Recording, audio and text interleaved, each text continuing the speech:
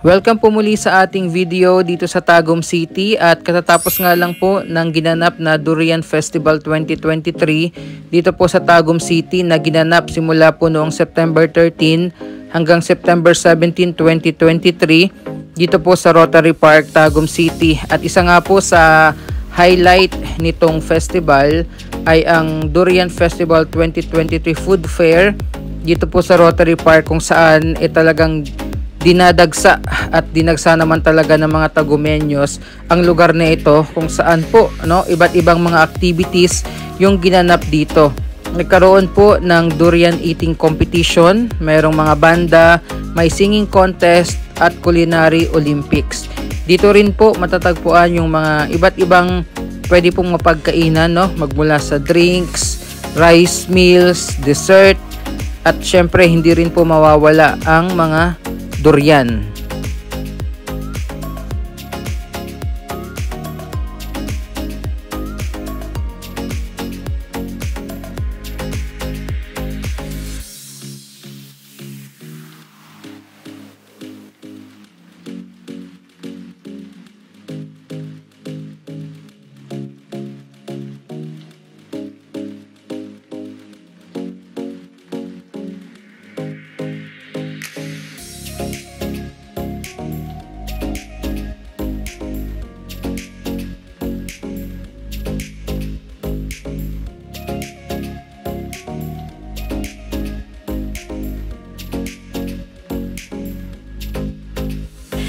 So tara po at tayo muna ay mag-ikot-ikot dito sa mga food choices na talaga namang na-enjoy ng mga Tagumeños sa katatapos lang po na Durian Festival 2023 Food Fair.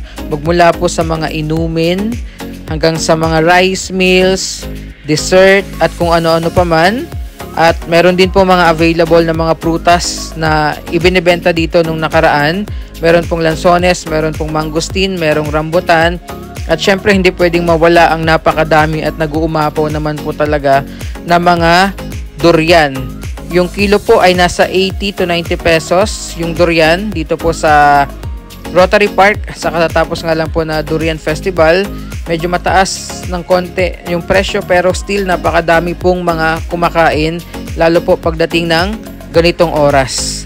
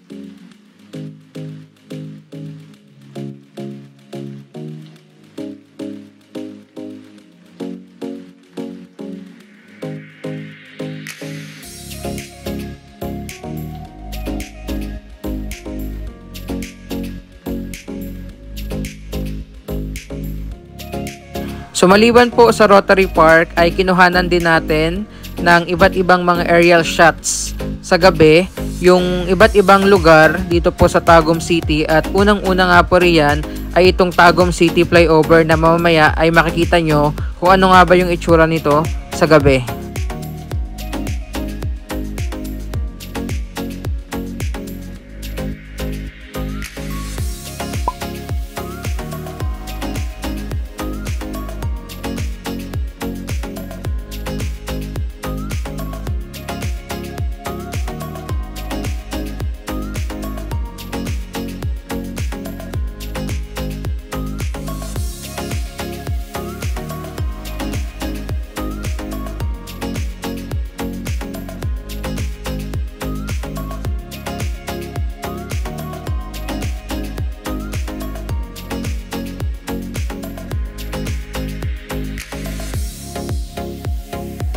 And ito naman po yung kanilang Tagum City Historical and Cultural Center. At syempre, yung isa pa po sa talagang pinapasyalan tuwing gabi dito po sa Tagum City, yung kanilang night market.